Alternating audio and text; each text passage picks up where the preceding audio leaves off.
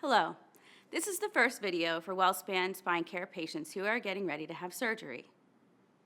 The main goals or objectives of Part 1 are to get you ready for your surgery and let you know what to expect in the hospital when you come in for your surgery. Before you have spine surgery, your surgeon will need you to have some appointments and testing done to make sure that it is safe for you to have surgery. You may need to have an appointment with your primary care doctor, heart doctor, or lung doctor. Your primary care doctor or your surgeon may tell you to stop or change medicines you are taking before surgery. Your surgeon may also order blood work for you to get done or tests like an EKG or chest x-ray. Make sure to have these things done when your surgeon tells you so that your surgery can be scheduled. After your surgery date is scheduled, a nurse will call you to go over important information. This call will take some time and help us learn more about you so your hospital care team can be ready for you. The nurse will go over your health history and the medications you are taking.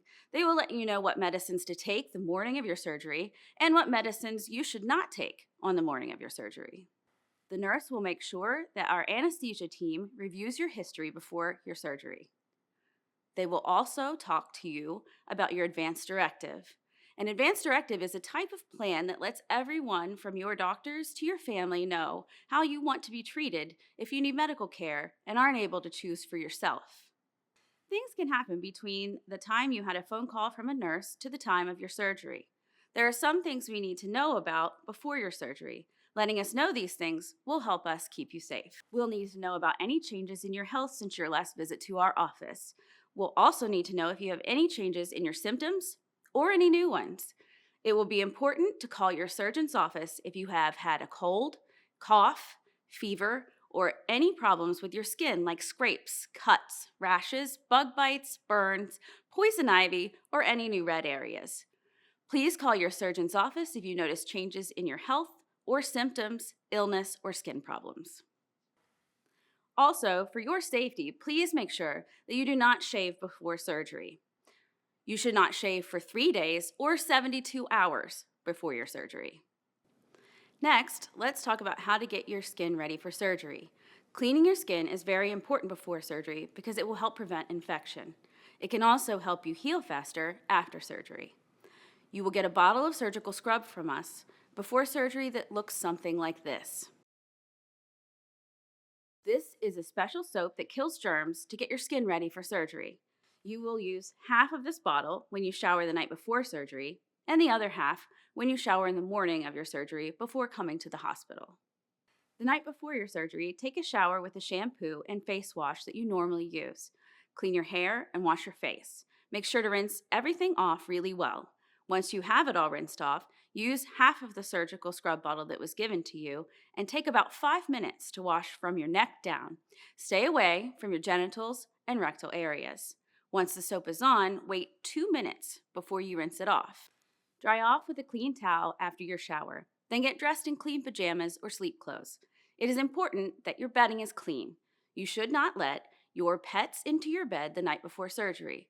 The morning of your surgery, you will need to shower again, just like you did the night before. Dry off with a fresh, clean towel after your shower. Do not put on any lotions, powders, deodorants, perfumes, or makeup after you shower. Get dressed into the clean clothing that you will be wearing to the hospital for your surgery. You will want to wear loose-fitting clothing that is comfortable and easy to take off and put on. We do not recommend that you wear jeans. When you go to the hospital for your surgery, you will want to bring some things with you. It is important that you bring your ID cards and insurance cards. If you wear glasses, you can wear them to the hospital. It helps to bring a case to protect them when you aren't wearing them during surgery. You may also need to bring any personal care items, comfortable clothes, and clothes to sleep in, walking shoes, and important phone numbers you might want or need during your stay. Remember to bring prescription items like inhalers, eye drops, or nasal sprays. Bring any shoe or leg orthotics if you use them. If you use a CPAP, bring your CPAP, mask, tubing, and settings. Sometimes patients are fitted for special braces before surgery. If your surgeon recommends a brace and you have one, please bring it with you. If you have a spinal cord stimulator, you will need to bring the remote with you. Without the remote, we cannot turn off your spinal cord stimulator and your surgery will be delayed or canceled. It is important that you write your name on the items you bring with you to the hospital. When you get to the hospital for your surgery, you will be called into the short stay unit. This is where patients get ready for surgery before going into the operating room. While in the short stay unit, you will change into a hospital gown. Your nurse will go over your health history and medications again to make sure you are safe for surgery. They will also start an IV, which is a small tube that is put into a vein for medicines and anesthesia. Your skin may be cleaned again with wipes that have the same type of special soap you used for your showers before surgery. If you are having a surgery that uses any type of implant, like plates, rods, screws, or cages, you may need to have a nasal decolonization. This process uses a solution that we put inside your nose with cotton swabs to kill bacteria. This solution has iodine in it, so it is very important that you tell the nurse if you have an allergy to iodine or shellfish before nasal decolonization. Before surgery, the anesthesiologist and surgeon will come meet with you in the pre-op holding area before you go into the operating room.